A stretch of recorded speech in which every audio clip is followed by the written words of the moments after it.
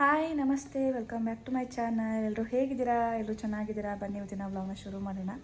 ಇವತ್ತು ಸಂಡೇ, ಹಾಗಾಗಿ ಸ್ವಲ್ಪ ಲೇಟಾಗಿ, ಅಂದರೆ ಯೂಶ್ವಲಿ ಸಂಡೇ ಅಂತ ಬಂದಾಗ ಲೇಟಾಗಿ ಆರಾಮಾಗಿ ಎದ್ದೊಳ್ತೀನಿ. ಎದ್ದು ಜಸ್ಟ್ ಫ್ರೆಶ್ ಅಪ್ ಆಗಿ ಬಂದು ಇವಾಗ ತಿಂಡಿ ಮಾಡಿದ್ದೀನಿ, ತಿನ್ನಬೇಕು. ಇವತ್ತು ನಾನು ಇಡ್ಲಿ ಮತ್ತು ಕಾಯಿ ಚಟ್ನಿ ಮಾಡಿದ್ದೀನಿ, ಕುತ್ಕೊಂಡಿದ್ದೀನಿ ತಿಂಡಿ ತಿನ್ನೋಣ ಅಂತ.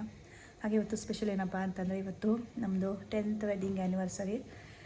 ಹಾಗೆ ದೇವಸ್ಥಾನಕ್ಕೆ ಹೋಗೋಣ, ಹಾಗೆ ಅಲ್ಲಿಂದ ಎಲ್ಲಾದರೂ ಒಂದು ಲಂಚ್ ಮಾಡ್ಕೊಂಬರೋಣ ಅಂತ ಅಂದ್ಬಿಟ್ಟು ಪ್ಲ್ಯಾನ್ ಮಾಡ್ಕೊಂಡಿದ್ದೀವಿ ಅಷ್ಟೇ. ಇನ್ನೆಲ್ಲ ಹೊರಗಡೆ ಏನು ಹೋಗೋ ಪ್ಲ್ಯಾನ್ ಇಲ್ಲ. ಈ ವೆದರಲ್ಲಿ ಮಕ್ಕಳಿಗೆ ಸ್ವಲ್ಪ ಇದಾಗ್ಬಿಡುತ್ತೆ, ಹಾಗಾಗಿ ಜಾಸ್ತಿ ಎಲ್ಲೂ ಪ್ಲ್ಯಾನ್ಸ್ ಇಲ್ಲ ಈ ವರ್ಷ. ಜಸ್ಟು ಎಲ್ಲಾದರೂ ಲಂಚ್ ಮುಗಿಸ್ಕೊಂಬರೋಣ, ದೇವಸ್ಥಾನಕ್ಕೆ ಹೋಗಿ ಬಂದು ಅಂತ ಅಂದ್ಬಿಟ್ಟು ಅಂದ್ಕೊಂಡಿದ್ದೀವಿ. ಫಸ್ಟ್ ಇವಾಗ ತಿಂಡಿ ತಿಂದು ಮಕ್ಕಳಿಗೆಲ್ಲ ತಿಂಡಿ ತಿನ್ನಿಸಿ ನೆಕ್ಸ್ಟು ಹೊರಡಬೇಕು. ಬನ್ನಿ ಇವತ್ತಿನ ಡೇ ಹೇಗೋಗುತ್ತೆ, ಹಾಗೆ ಯಾವ ರೀತಿ ಇರುತ್ತೆ ಇವತ್ತು ನಮ್ಮದು ಆ್ಯನಿವರ್ಸರಿ ಸ್ಪೆಷಲ್ ಅಂತ ಇವತ್ತಿನ ವ್ಲಾಗಲ್ಲಿ ಶೇರ್ ಮಾಡ್ಕೊತೀನಿ. ಮಿಸ್ ಮಾಡಿದೆ ಕೊನೆವರೆಗೂ ವಿಡಿಯೋ ನೋಡಿ ಸಪೋರ್ಟ್ ಮಾಡಿ ಅಂತ ಹೇಳ್ತೀನಿ. ಹಾಗೆ ನನ್ನ ಮಕ್ಕಳು ಕೂಡ ಇಬ್ಬರೂ ಇವಾಗ ಇದ್ದು ತಿನ್ನಿ ಅಂತ ಹೇಳ್ತಾ ಇದ್ದೀನಿ. ಇನ್ನೂ ಅವರು ಬೇಡ ಅಂದ್ಕೊಂಡೇ ಇದ್ದಾರೆ. ಎಲ್ಲ ಸ್ವಲ್ಪ ಲೇಸಿ, ಸಂಡೇ ಅಂತಂದರೆ ಲೇಸಿ, ಹೇಳ್ತಾ ಇರಬೇಕು ಅವ್ರಿಗೆ ತಿಂಡಿ ತಿಂದರು ಬನ್ರೋ ಅಂತ ಆಗಿ. ನಾನಿವಾಗ ಅಂದರೆ ನನ್ನ ಮಗಳಿಗೆ ಒಂಚೂರು ತಿನ್ನಿಸ್ಕೊಂಡು ತಿನ್ನೋಣ ಅಂತ ಅಂದ್ಬಿಟ್ಟು ಕುತ್ಕೊಂಡಿದ್ದೀನಿ.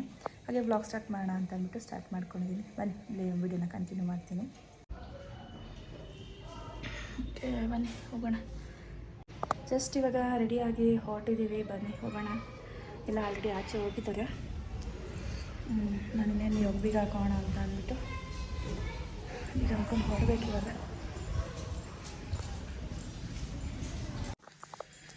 ಎಲ್ಲ ನಾವು ಹೋಗಬೇಕು ಅಂತಂದರೆ ಯಪ್ಪ ಸಾಕಾಗುತ್ತೆ. ಮಕ್ಕಳನ್ನ ಹಾಕ್ಕೊಂಡು ಎಲ್ಲ ರೆಡಿಯಾಗಿ ಹೊರಡೋ ಅಷ್ಟಲ್ಲಿ ಏನು ಓವರ್ ಟೈಮ್ ಎಲ್ಲ ಎತ್ತೆತ್ತು ಬಿಸಾಕಿದ್ದಾರೆ. ಬನ್ನಿ ಒಬ್ಬಿಗೆ ಹಾಕೊಂಡು ಹೊರಡೋಣ.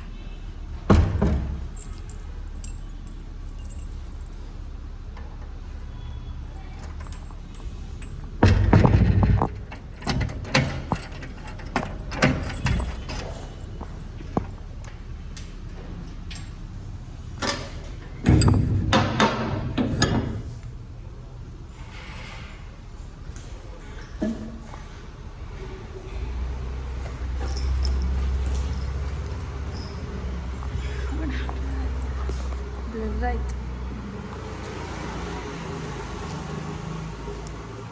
ಚಪ್ಪಲ್ ಬೇರೆ ಆಗಿದೆ.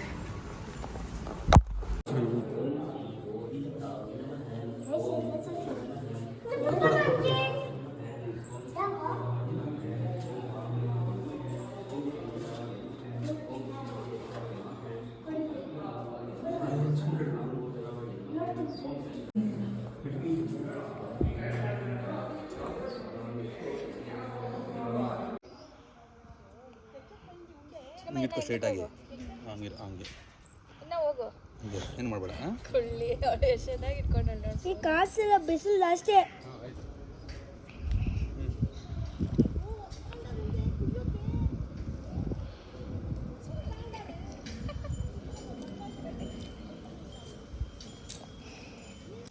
ನಾವು ಮನೆಯಿಂದ ಸ್ಟ್ರೈಟಾಗಿ ಬಂದಿದ್ದೆ ದೇವಸ್ಥಾನಕ್ಕೆ.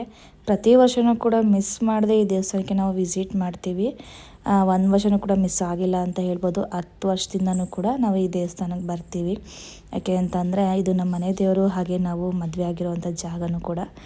ಹಾಗೆ ಪ್ರತಿ ವರ್ಷವೂ ಕೂಡ ಈ ದೇವಸ್ಥಾನಕ್ಕೆ ಬಂದು ದೇವ ದರ್ಶನ ಮುಗಿಸ್ಕೊಂಡು ನಂತರ ಏನಿದ್ರು ಬೇರೆ ಪ್ಲ್ಯಾನ್ಸ್ ಏನಾದರೂ ಇದ್ದರೆ ಬೇರೆ ಕಡೆ ಹೊರಡ್ತೀವಿ. ಹಾಗಾಗಿ ಪ್ರತಿ ವರ್ಷವೂ ಕೂಡ ಮಿಸ್ ಮಾಡದೆ ಆ ದೇವ ದರ್ಶನ ಮಾಡ್ತೀವಿ. ತುಂಬ ಹತ್ತಿರದಲ್ಲೇ ಇದೆ, ನಮ್ಮ ಮನೆಯಿಂದ ಇನ್ನೊಂದು ಸ್ವಲ್ಪ ಒಂದಷ್ಟು ಕಿಲೋಮೀಟರ್ಸ್ ಇದೆ.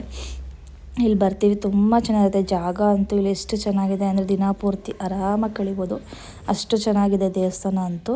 ತುಂಬ ಪ್ರಶಾಂತವಾಗಿ ಆರಾಮಾಗಿ ನೆಮ್ಮದಿಯಿಂದ ಇದ್ದು ಹೋಗ್ಬೋದು.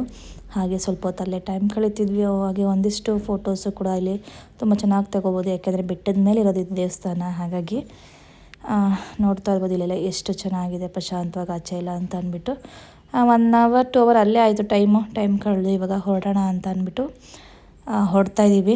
ದೇವ್ರ ದರ್ಶನ ಎಲ್ಲ ತುಂಬ ಚೆನ್ನಾಗಾಯಿತು, ಪೂಜೆ ಎಲ್ಲ ಮಾಡಿಸ್ಕೊಂಡು.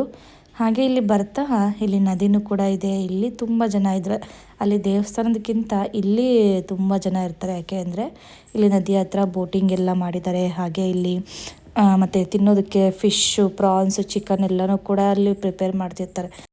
ಲಾಸ್ಟ್ ಟೈಮ್ ಬಂದಾಗ ಬರೀ ಬೋಟಿಂಗ್ ಮಾತ್ರ ಇತ್ತು, ಬಟ್ ಈ ಸಲ ಬಂದಾಗ ಈ ಥರ ಎಲ್ಲ ಇತ್ತು. ಹಸ್ಬೆಂಡ್ ಹೇಳ್ತಿದ್ರು ಇಲ್ಲಿ ಫಿಶ್ ಎಲ್ಲ ಚೆನ್ನಾಗಿರುತ್ತೆ, ತುಂಬ ಜನ ಬರ್ತಾರೆ ನೋಡು ಅಂತ ಅಂದ್ಬಿಟ್ಟು.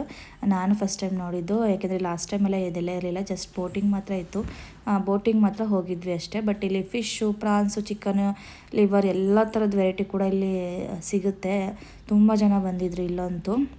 ಹಾಗಾಗಿ ಟೇಸ್ಟ್ ಮಾಡಿ ನೋಡು ಅಂತ ಅಂದ್ಬಿಟ್ಟು ಕರ್ಕೊಂಡು ಬಂದರು. ಇಲ್ಲಿ ನಾನು ಬೇಡ ಅಂತಂದೆ, ಬಟ್ ಅವರೇ ಫೋರ್ಸ್ ಮಾಡಿ ನೋಡು ಒಂದ್ಸಲ ಬಂದಿದ್ವಿ, ಮಕ್ಕಳು ತಿಂತಾರೆ ಅಂತ ಅಂದ್ಬಿಟ್ಟು ನಾವು ಅಲ್ಲಿ ಕೂತ್ಕೊಂಡು ನದಿ ನೋಡ್ತಾ ಆರಾಮಾಗಿ ಎಂಜಾಯ್ ಮಾಡ್ತಾಯಿದ್ವಿ ಮಕ್ಕಳು ನಾವೆಲ್ಲ.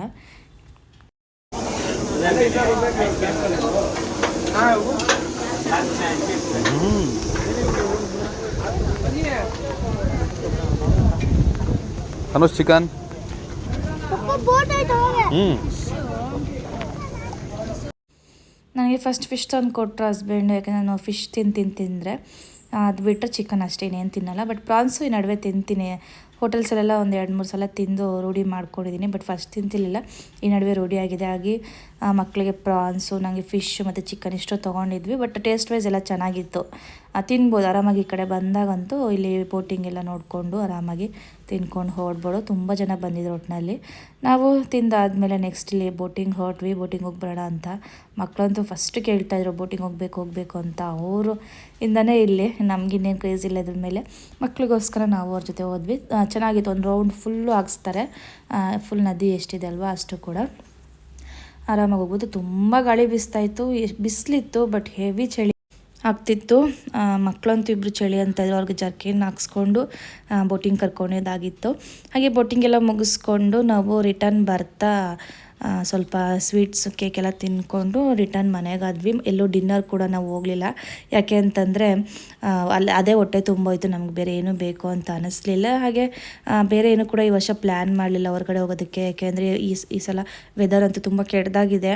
ಮಕ್ಕಳನ್ನ ಹಾಕೊಂಡು ಅಲ್ಲಿ ಇಲ್ಲಿ ಹೋದ್ರಂತೂ ಮತ್ತೆ ಹುಷಾರು ತಪ್ತಾರೆ ಅಂದ್ಬಿಟ್ಟು ನಾವು ಏನು ಕೂಡ ಪ್ಲ್ಯಾನ್ಸ್ ಮಾಡಿಲ್ಲ. ಸದ್ಯಕ್ಕೆ ಸಿಂಪಲ್ಲಾಗಿ ನಾವು ಇಷ್ಟೇ ಸೆಲೆಬ್ರೇಷನ್ ಅಂತಲೇ ಹೇಳ್ಬೋದು. ದೇವಸ್ಥಾನ ವಿಸಿಟ್ ಕೊಟ್ಟಿದ್ದು, ದೇವದರ್ಶನ ಮುಗಿಸ್ಕೊಂಡು ಇಷ್ಟು ಬಂದಿರೋ ಅಂಥದ್ದು. ಇಷ್ಟು ಇವತ್ತಿನ ವ್ಲಾಗ್ ಆಗಿತ್ತು. ಐ ಹೋಪ್ ನಿಮಗೆ ಇವತ್ತಿನ ವಿಡಿಯೋ ಇಷ್ಟ ಆಗಿದೆ ಅಂತ ಅಂದ್ಕೊತೀನಿ.